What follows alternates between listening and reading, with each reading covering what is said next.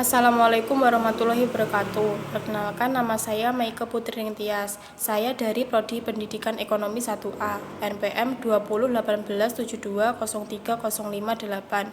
Saya di sini akan menceritakan hasil rangkuman saya tentang konsep dasar ilmu sosial. A. Pengertian IPS. Sejarah perkembangan ilmu-ilmu pengetahuan menunjukkan bahwa semua hanya dikenal satu macam ilmu, yaitu filsafat. Di samping itu, kita mengenal pula cabang ilmu matematika dengan berbagai ilmu yang bernaung di bawahnya, seperti aritmatika, geometri, dan aljabar. Mula-mula masyarakat dalam perekonomian tertutup yang menghasilkan seluruh barang kebutuhan yang diperlukan. Kemudian timbul masyarakat petani yang menghasilkan bahan mentah dan makanan. Di samping masyarakat peternak yang menghasilkan daging dan berbagai barang yang dihasilkan bersama. Berbeda dengan pada awal perkembangannya, maka jenis-jenis ilmu semakin lama semakin dipersempit dalam bentuk disiplin. Ilmu yang sifatnya sangat khusus, sempit tetapi lebih mendalam sejalan dengan itu. Di masyarakat telah terjadi perkembangan tugas dan pekerja yang semakin khusus.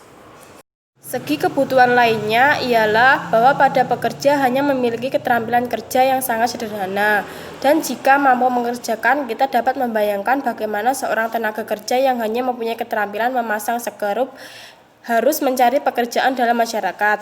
Peranan ilmu pengetahuan bagi seorang yang sedang belajar ialah untuk memberikan bekal pengetahuan agar dapat menghadapi masalah-masalah dalam masyarakat, karena masalah-masalah yang dihadapi dalam masyarakat bersifat kompleks. Maka ilmu-ilmu yang dipelajari secara terkotak-kotak dan terspesialisir tersebut akan sulit untuk dimanfaatkan. Peranan ilmu pengetahuan bagi seorang yang sedang belajar ialah untuk memberikan bekal pengetahuan agar dapat menghadapi masalah-masalah dalam masyarakat. Karena masalah-masalah yang dihadapi dalam masyarakat bersifat kompleks, maka ilmu yang dipelajari secara terkotak-kotak dan terspesialisir tersebut akan sulit untuk dimanfaatkan. Untuk mengatasi masalah tersebut, maka timbul gagasan kembali kepada pendekatan belajar mengajar secara terpadu. Yang dimaksud ilmu IPS ialah pendekatan pengajaran ilmu sosial, ilmu politik, dan sosiologi. Pada dasarnya, IPS merupakan penyederhanaan dari materi-materi sosial untuk keperluan pengajaran di sekolah. Dengan penyederhanaan materi tersebut, maka para siswa dengan mudah dapat melihat, mengenali, dan memahami gejala-gejala yang ada dalam masyarakat lingkungannya. B. Pengertian konsep. Secara definisi, konsep adalah suatu abstraksi mengenai suatu kelompok benda atau stimulasi yang mempunyai persamaan karakteristik. Untuk mendapatkan pengertian yang lebih jelas, sebaiknya kita mempergunakan contoh-contoh. Misalnya, ambil saja sebuah contoh yang dekat dengan kehidupan kita sehari-hari, yaitu buku. Setiap kali orang menyebut buku, dalam pikiran terdapat gambaran abstrak mengenai apa yang dinamakan buku. Semuanya ini membentuk suatu kumpulan yang mempunyai karakteristik atau ciri-ciri yang sama, yaitu adanya lembar-lembar halaman kertas yang digabungkan dalam bentuk tertentu. Karena ciri-ciri yang sama itu, maka semuanya kita namakan buku.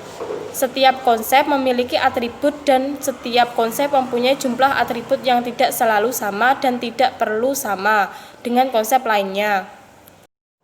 Atribut suatu konsep mempunyai nilai-nilai, mempunyai daya pembeda seperti atribut peranan nilai. Atribut ini sangat terasa apabila kita hendak membedakan dua konsep yang mempunyai kedudukan sejajar. Jenis-jenis konsep. Ada 3 jenis konsep berdasarkan cara menggabungkan atribut-atributnya. Ketiganya adalah jenis konjungtif konsep, dianjuktif konsep, dan relasional konsep. C. Konsep dasar IPS. Melalui petunjuk-petunjuk konsep dasar IPS yang menjelaskan tentang manusia dan masyarakat sebagai inti IPS, kita akan memiliki acuan atau referensi dalam pelaksanaan kurikulum IPS dalam proses belajar mengajar. Apa saja patokan atau kriteria dalam memilih konsep dasar IPS? Dan konsep-konsep dasar yang dilihat harus 1. Relevan atau sesuai dengan anak. 2. Membantu menjelaskan tentang kegiatan aktivitas manusia, tingkah laku manusia, dan pengalaman hidup bermasyarakat. 3. Membantu anak agar memahami lingkungan sosialnya.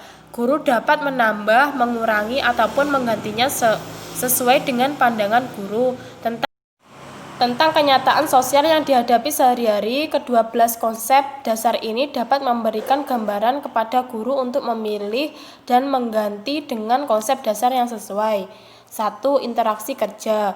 2. Saling ketergantungan atau interdependensi. 3. Kesinambungan dan perubahan.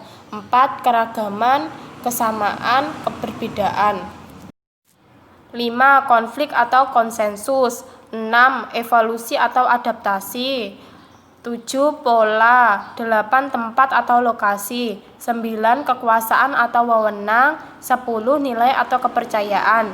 11. Sebab atau akibat. 12. Keadilan atau pemerataan.